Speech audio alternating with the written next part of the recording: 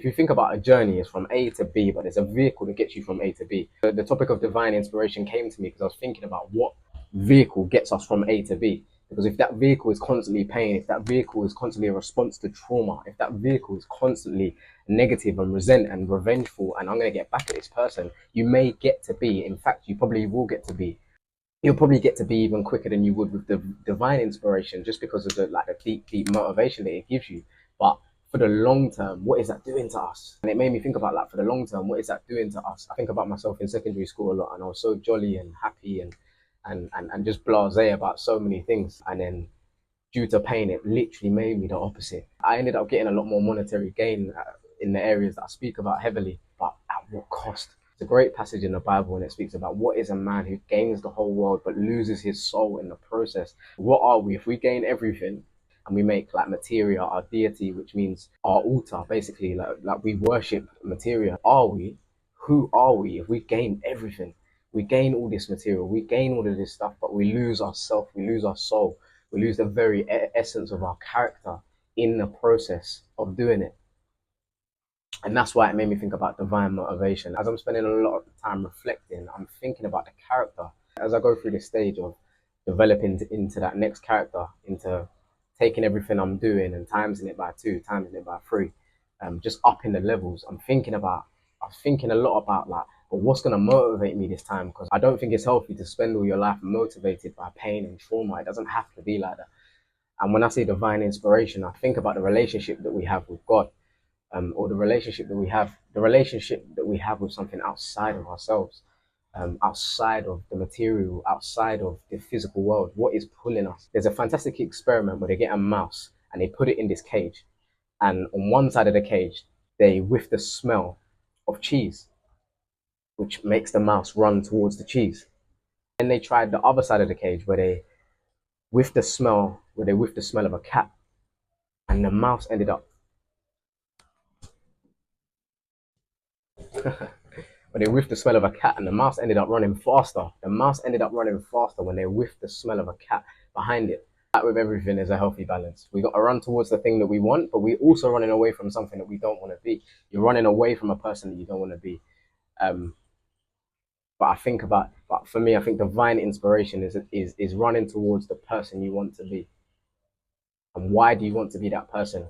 Pain and trauma is fantastic for a 100-meter sprint, but I can't stop thinking about the fact that this is a marathon. Like, we're here for years, hopefully. We're here for years and years and years. It's a marathon, it's not a sprint. And the pain and trauma will get you. Like, I'm not going to talk like it doesn't get things. I'm not going to talk like it doesn't bring satisfaction. I'm not going to talk like it doesn't bring part of the life that you want and the person you want. It will. Like, it will bring some of it. I'm not going to lie.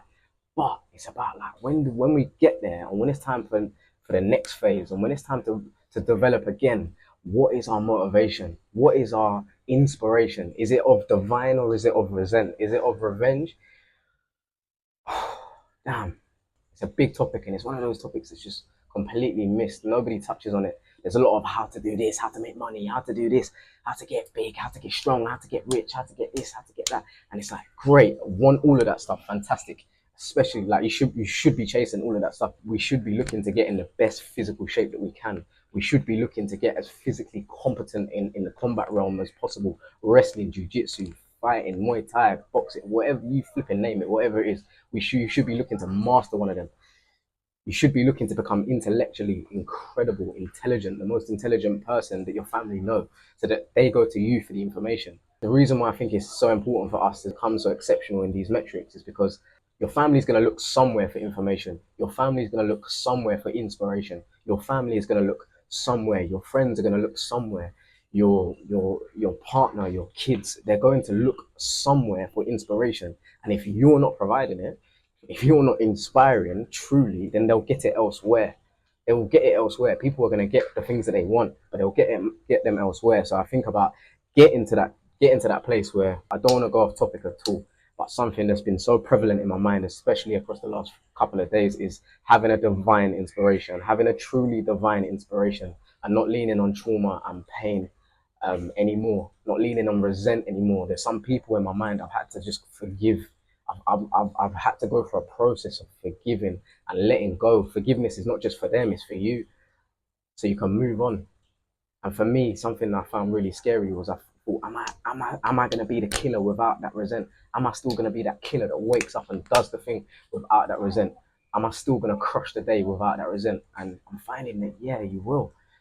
Yeah, you will. You will. But it's about like leaning into something more divine than us.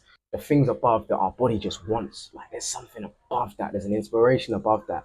And I'm not preaching. I'm not saying you to be Christian or Muslim or you make your own decisions. Do what you gotta do.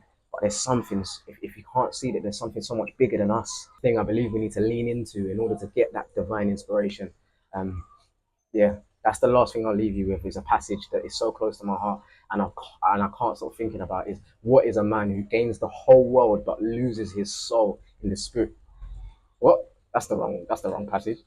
The passage is what is a man who gains the whole world but loses his soul in the process? No script for this. This is just some thoughts that came to my mind and I wanted to speak about. I want to do this a little bit more often because I find that it just rolls off the tongue a little bit better because I'm not thinking about literal, I'm not thinking about specifics. I'm just telling you what my mind's thinking, literally doing what I'm saying, thinking out loud. But yeah, man,